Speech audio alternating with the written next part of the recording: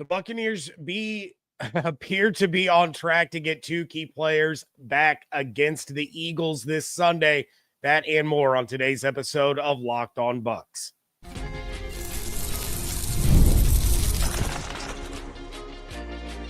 You are Locked On Buccaneers, your daily Tampa Bay Buccaneers podcast. Part of the Locked On Podcast Network, your team every day. What's up, and welcome into this live episode of Locked On Bucs, your daily podcast covering the Tampa Bay Buccaneers, part of the Locked On Podcast Network, your team every day. I want to thank you for making Locked On Bucs your first listen review every day. Don't forget you can subscribe or follow for free on YouTube or wherever you get your podcasts. And, of course, you can follow along on Twitter. I am James Yarcho at JYarcho_Bucs, credential member of the media covering your Tampa Bay Buccaneers, here with you 5 days a week along with the everydayers. And for that, I want to share my appreciation for your continued support of the show. One of the ways you can support the show is become a Locked On Bucs insider. You're going to get news, rumors, updates, general thoughts, one-on-one conversations with me via text message. Go to joinsubtext.com/LockedOnBucs or click the link in the show notes to become an insider today. Going to give a preemptive apology if I go into a coughing or a sneezing fit during this live show. Been battling a cold for the last couple of days, and it definitely has gotten the better of me. So we're going to try to get through this because that's what we do here at Locked On Bucs. We got offensive and defensive keys to the game as well as predictions all coming up in a little bit. But let's start this thing off with some good news. Godwin and Tristan Wirfs are both listed as questionable for Sunday's showdown with the Philadelphia Eagles, and all signs point to them making their season debuts this week. Tristan was talking to the media earlier this week, saying he feels great and how nice it is to not be in pain.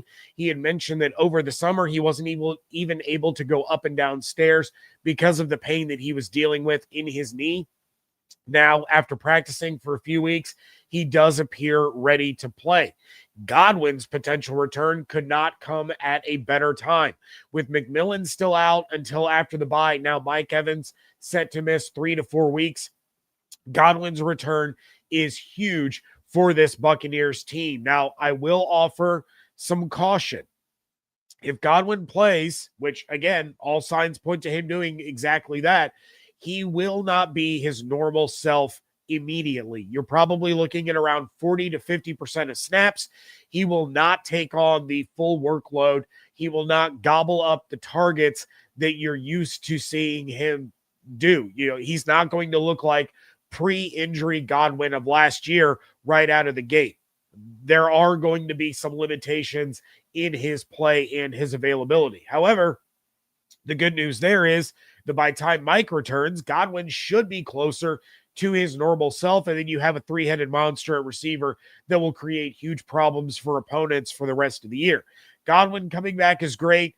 Just having him on the field as a potential threat is great. Just temper expectations for the first couple of games. If you have him in fantasy, I don't recommend starting him until you see that he's playing a bigger role and starting to get back into the groove. As I mentioned on the Proline TV podcast on Wednesday, the addition of Wirfs is the bigger one for the Bucs right now. That is going to allow the Bucs to really solidify the left side of that line with Wirfs on the outside, Barton back at center, Bredesen back at guard. We're not really sure who the right guard is going to be this week. It doesn't sound like it's going to be Jordan. He's still dealing with injury. So you may see the right side of the line be the same as last week. Haggard at guard, Heck at tackle. And look, I've had a few people mention this to me and say, why don't you put Wirfs at right tackle, leave Barton out there at left tackle until Gedeke returns? Well, it's because then you're still playing all of your linemen out of position. You have to start your best player who, you have your best player returning, and you can put him back in the most important position on the offensive line. 60% of your starters playing at their natural position is better than having 60% of your starters out there, but none of them are where they are supposed to be. The line is stronger with Wirfs on the left side there at left tackle. against the Eagles and their pass rush, you can leave Wirfs on an island and he's going to handle business. All that help that you had to have for both tackle positions through the first 3 weeks, now that's just on the right side. And then that's going to open things up for Otten to start to be able to go out there and run more routes and become more involved in the offense. And to Charlie Heck's credit, he played pretty well on Sunday against the Jets. It was light years better than what we saw from him against Houston. So I think the more reps that he gets, the more comfortable he becomes. This is just going to be another tough test for him. He showed he can get the job done there on the right side of the line, but the Eagles are a different monster than what the Jets are. As for the rest of the injury report, Baker Mayfield is listed as questionable with that biceps injury, but Bowles said that he's going to be able to play. I'm pretty sure in order for Baker not to play, he would have to have had his arm amputated. And even then, he would try to find a way to still be out there. The only Bucs that are out this weekend are, of course, Mike Evans and then Christian Izien, who is dealing with a quad injury. For the Eagles, the big one for them is Adoree Jackson, which makes things interesting there in outside corner. He's listed as doubtful. He is not expected to play. So now you have the Bucs with Godwin returning and Emeka Egbuka as the number one option against Quinion Mitchell and Cooper DeJean. Those matchups are going to be fascinating. I'll get more into those a little bit later. But the Eagles had guys like Zach Bond, Jahad Campbell, Lane Johnson, all dealing with injuries. All of those guys are good to go. They will play. There was, however, the news that Eagles edge rusher Nolan Smith is now out with a strained triceps and was placed on injured reserve. That is going to be a big blow for the Eagles. Their pass rush, while it is really good, it has not lived up to the hype so far this season.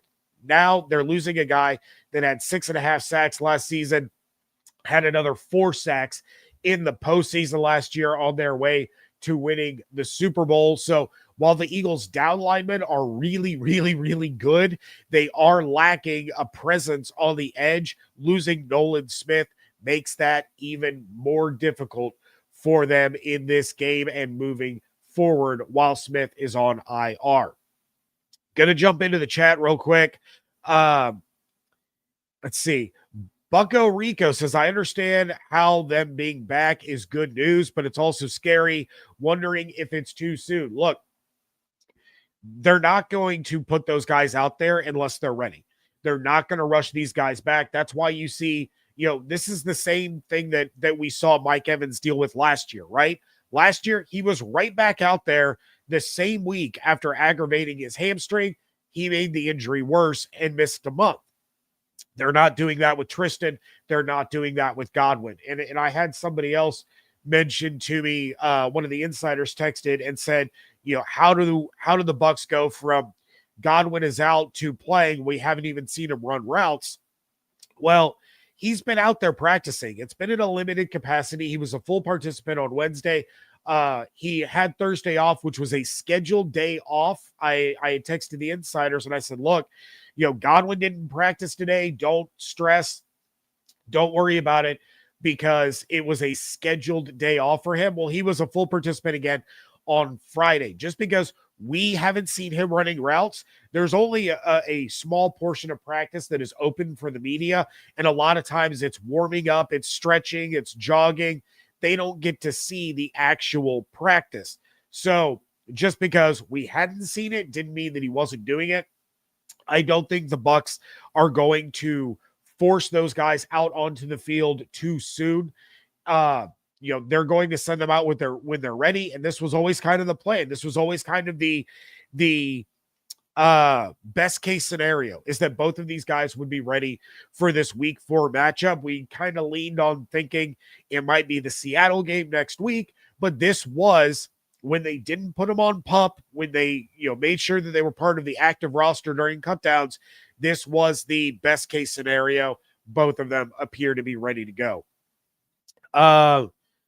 Let's see. We have Bucko Rico also says, Baker's totally playing. Yeah, absolutely. JJ says Godwin slides into the slot and Egbuka outside. I think both guys are going to play in both spots. I really, truly do. I think Grizz is going to move a lot of these players around to try to create as many mismatches as he can. You're going to see a lot of Sterling Shepard in the slot as well. He's been doing a great job there over the course of the first couple of weeks of the season. So you're going to see guys moving all over the place. And, Mitchell is not going to shadow Egbuka all over the field. So you're going to be able to create mismatches that way as well. So I would expect Godwin to primarily be in the slot when he's on the field. However, he's not going to be on the field nearly as much as Emeka Egbuka will be. All right, what is the best way to attack the Eagles on both sides of the ball? That is coming up next on today's episode of Locked On Bucs, part of the Locked On Podcast Network, your team every day. This episode is brought to you by Square. Your favorite neighborhood spots run on Square. There are certain businesses that truly make the neighborhood feel like home, whether it's the local sports bar packed on game days, the coffee shop that knows your order by heart, or the corner deli that's been serving your community for decades. These are the places that bring people together. When neighborhood businesses thrive, the whole neighborhood thrives. Those local spots are what make the neighborhood feel like home. And so many of them run on Square. Places like United Skates of America in Tampa, Hampton Chocolate Factory, Coco's Sandwich Shop, and Hot Bins right there in Tampa. And Square is a proud partner of more than 4 million neighborhood businesses around the world. You can go to square.com/go/LockedOnNFL to learn more. But before you do, go support your favorite neighborhood spot. You'll be happy that you did. Square, see you in the neighborhood. It's almost the weekend. Time to look back and crown this week's MVP on Who Delivered, powered by DoorDash. Just like you can win every Saturday with DoorDash Streaks, saving more every time you order, these players delivered when it mattered most. So let's break it down. For the Buccaneers, it was once again Baker Mayfield. Through 3 weeks this season, Mayfield has orchestrated a game-winning drive in the final minute of the game to move the Bucs to 3-0 this season, as they are the first team since 1970 to win their first 3 games of a season with go-ahead scores in the final minute of a game. When the pressure was on, Baker came through, no hesitation, no delay. And if you've been watching week after week, you know it's not a fluke. When the game is on the line, Baker just keeps finding ways to get the job done and keep that winning streak going. Just like Baker Mayfield delivered for the Bucs, DoorDash delivers your Saturdays. With DoorDash Streaks, you save every Saturday you order. Stack it up all season, and you could save up to $250, including $100 in DoorDash credits. Order this Saturday. Keep the streak alive. Fuel your game day only with DoorDash. Terms apply. Promo period through November 18th. Thank you again for making Locked On Bucs your first listen or view every single day. What do the Bucs need to do to win this game? On offense, it's all about the run game. I talked about it on the crossover, but the key to this game on really both sides of the ball is the run game. The Bucs offense has to be able to do it. The Bucs defense has to be able to stop it. That's the most important foundational block for each side this Sunday. The Bucs have done a solid job running the ball this season, but they have to be overly stubborn and dedicated this week. And I'm talking like the kind of stubborn that Dave Canales was 2 years ago that drove every Bucs fan absolutely insane. You need that level of dedication. Just keep pounding it. The Eagles are 24th in rush yards allowed, 27th in yards per rush allowed. They're the worst in the NFL in first downs allowed on rushes, 31st in third down conversion percentage on rushes, 30th in yards per rush allowed before contact. This team can get got on the ground. Then you take a look at the Bucs, 9th in rushing yards, 15th in yards per rush, which isn't great, but it's not bad. 10th in third down rushing conversion percentage. Now, they're only 24th in first downs per rush, which isn't great, but it will get better. The Bucs have got to take advantage of a surprisingly vulnerable Eagles rushing defense. Then that's when you start to attack with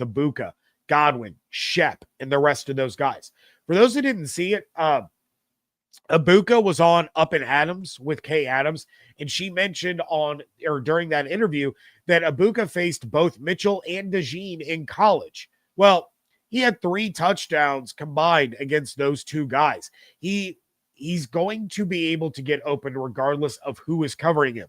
We're 3 games in, and he's already showing that. There was no problem getting open against Sauce Gardner. There was no problem when he was lined up against A.J. Terrell in Atlanta.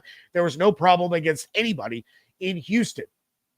Egbuka is going to be one of those guys that gets open no matter who he's facing. I talked about it during my film review of him over the summer. The route running is outstanding. The footwork is elite. Mitchell and DeJean should not scare you if they're matched up against Egbuka, because he will find a way to beat them. Defensively, you have to shut down Barkley, then bring the heat against Jalen. I went over the numbers for Saquon against Bowles on the Crossover Thursday episode. They're not good. You can go back and check that out. As for Hurts, let's take a look at his last 2 games. They're in Tampa.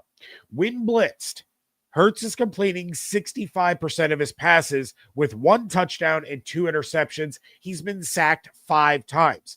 Not facing the blitz, here's where it gets a little weird. He's completing less than 58% of his passes, and he's been sacked twice. Here's the moral of the story. Blitz him.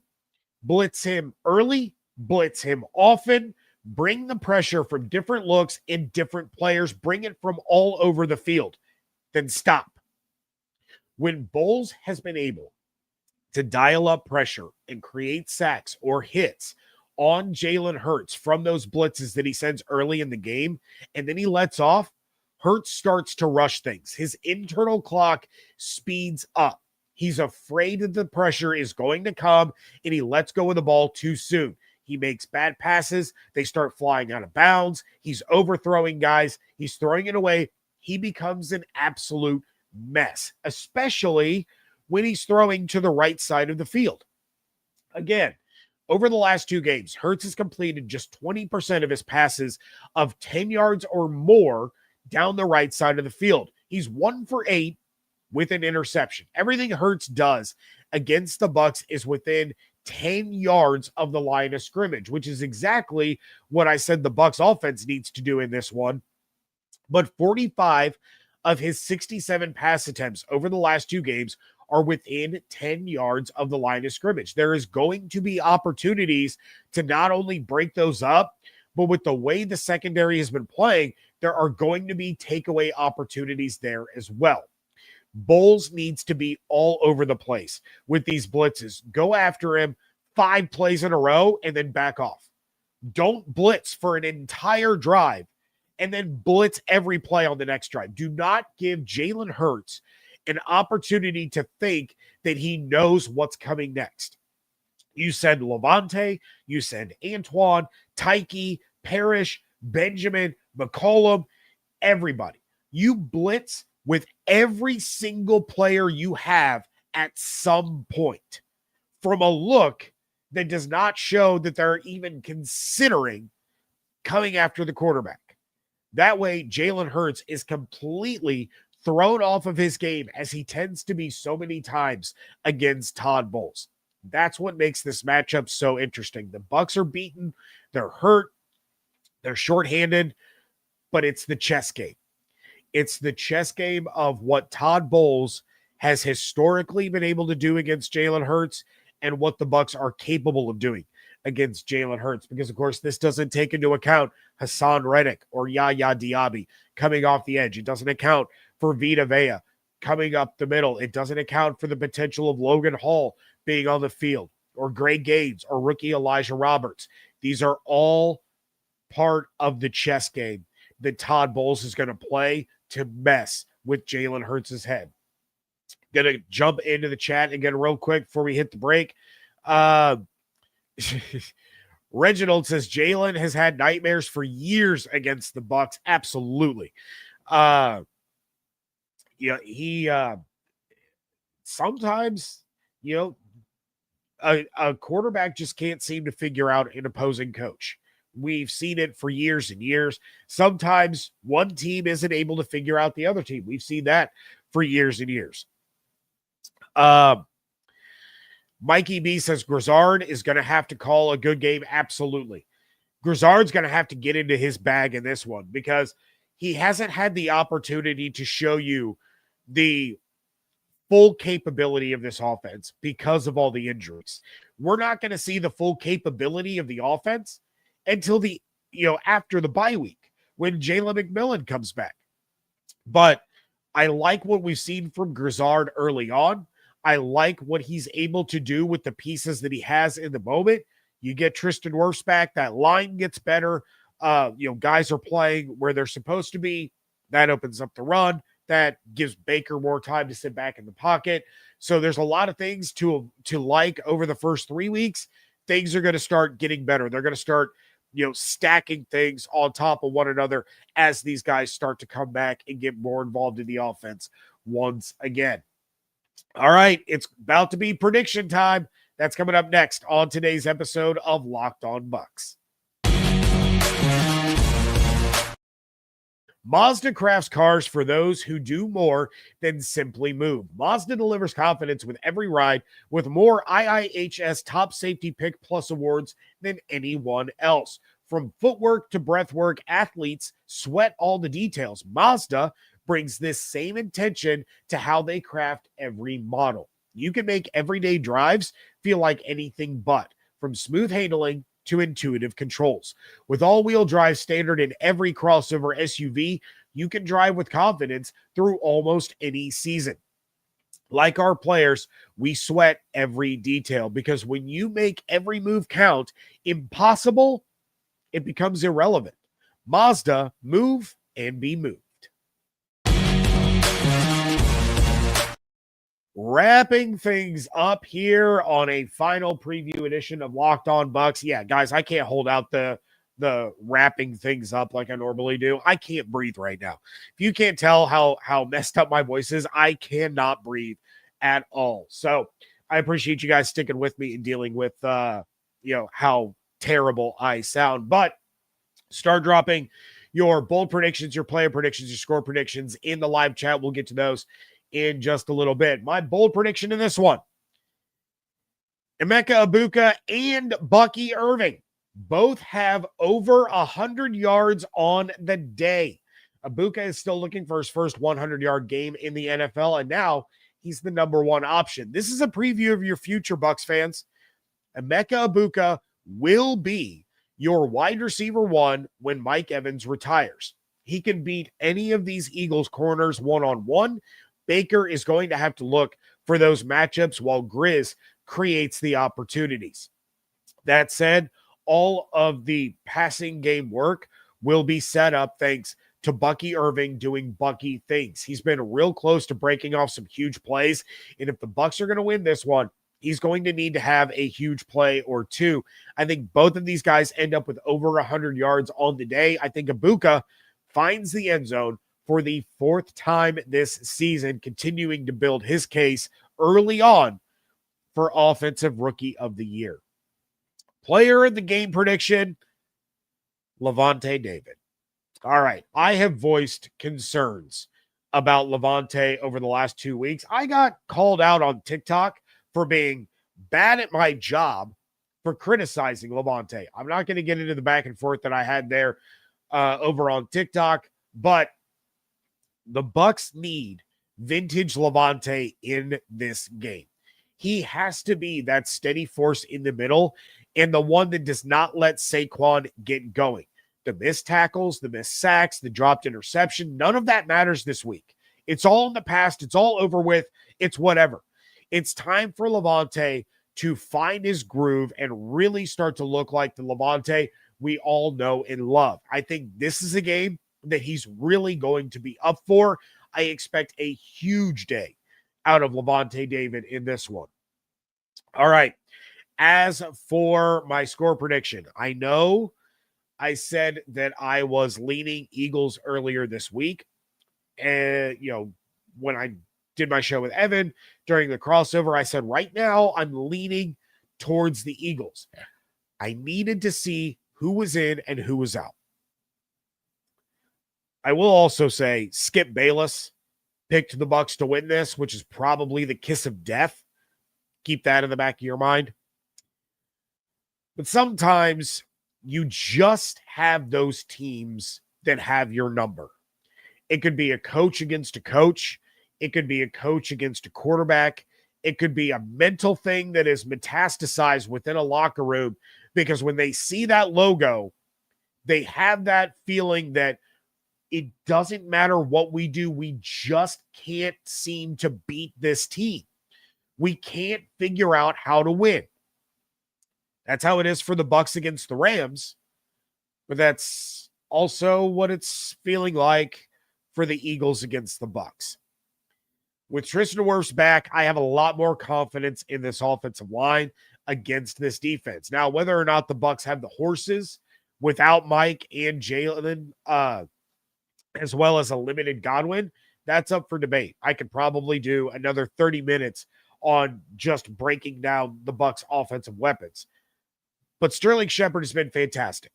Ryan Miller is going to get some chances. Hopefully, Tez Johnson gets some chances in this one. I think we're finally going to see Otten get a lot more opportunities compared to what we've seen over the course of the first 3 weeks. This team finds a way to get the job done. And it's teams like that that go on to have really special seasons. They've been without some of their best players. They're going to be without a couple of their best players for the rest of the year. But I think the return of Wirfs, the return of Godwin, it's going to have that locker room energized. It's going to have those guys really, really hyped up to go out there and play, because they're getting their guys back. They're getting Wirfs back, who's a captain. They're getting Godwin back, who is a leader on the field, in the huddle, in the locker room. He's been Egbuka's biggest fan through this entire process. So we get to see that duo finally out there on the field together. I can't bring myself to pick against Baker Mayfield and Todd Bowles against the Eagles. The Eagles haven't proved that they could do it. The Bucs have won 6 of the last 7. I think the Bucs win this one 23-21. Evan is sticking with the Eagles 23-13. He says, he still believes it's going to be a 1-score game for most of the day, but the Eagles are going to pull away at the very end. All that said, let's see what you guys are saying in the chat. We got Demon Hunter, Bucs 31, Eagles 14. Emeka Egbuka, player of the game, 8 receptions on 8 targets for 140-2. Holy moly. We got Jimbo Shrump, Bucky with a tutty. Same with Baker. He's calling for a Baker Mayfield rushing touchdown. My guy Paul, the OG Baker bro here in Ohio, having 3/5 of the O-line back and in their original position is huge. Godwin back causes headaches for the Eagles. Bucs also have psychological advantage as they are the kryptonite for the Eagles. Bucs win 31-24. Steven says Bucs give Hurts PTSD by getting him in the end zone again for 2 points. That happened in the playoff game there in Tampa just a couple of years ago. Let's see. We got Marcel, Ryan Miller, a touchdown.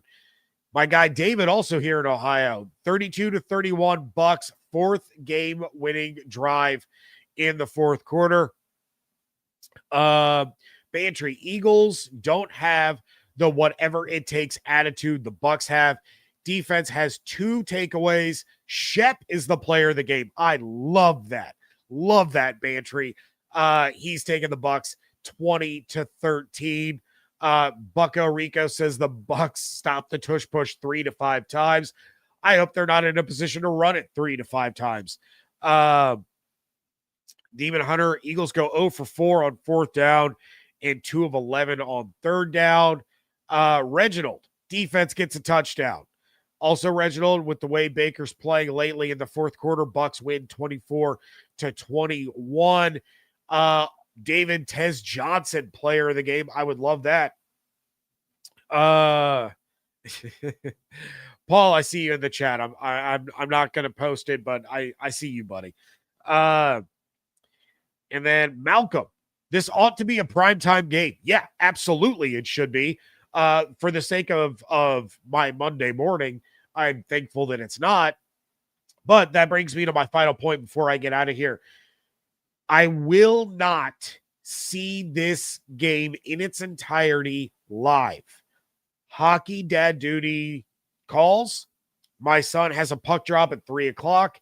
That means we're leaving the house at about 1:15. So I'll be listening to Gene on the call on the way to the rink. I'll get to watch from about 2 to 2:50, while they're warming up and getting ready. Starting at 3 o'clock, their game starts. I will not be watching. So the live reaction episode will still happen Sunday night. It's just going to be a little later than normal. We're looking at getting home probably around 5:30. I'll sit down. I'll watch what I didn't see when it happened live, put together the show, and go live, hoping to be done before Sunday Night Football goes live. But, just, again, subscribe on YouTube with the notifications so that you know when I'm going live. Just be aware that it's going to be a little bit later in the evening than it normally is for a 1 o'clock game. All right. That is going to do it for this episode because I still can't breathe and I need to go take some medicine. But please check out everything going on Twitter at Locked On Bucs, at @JYarcho_Bucs. Follow on Instagram and TikTok at Locked On Bucs at both of those places. Subscribe on YouTube with the notifications turned on, as well as wherever you get your podcasts. Become a Locked On Bucs insider. Go to joinsubtext.com/LockedOnBucs or click the link in the show notes. You want to support the show, but you don't want to become an insider. It's real easy. Like this show on YouTube. Leave a 5-star review wherever you get podcasts. It does help other Buccaneers fans find the show. Hope you all have an absolutely outstanding weekend. Stay safe, stay healthy, fire the cannons. I want to thank you so much for joining me right here on Locked On Bucs, part of the Locked On Podcast Network, your team every day.